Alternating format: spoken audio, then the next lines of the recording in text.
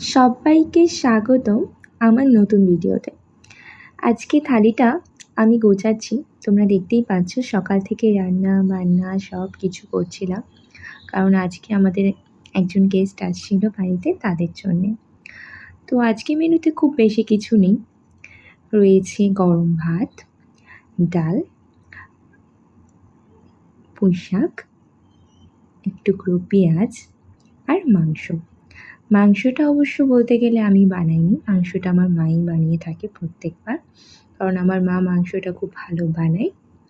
আর আমি তো নতুন রান্না করছি, তো তাই জন্যে মাংস প্রিপারেশনটা এখনও ভালোভাবে শিখে উঠতে পারিনি। কিন্তু অবশ্যই তোমরা যদি বলো আমি শিখে নেবো আস্তে আস্তে।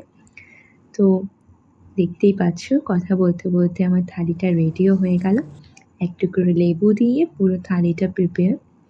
এবার আমি গেস্ট আসলেই তাকে সার্ভ করে দেবো।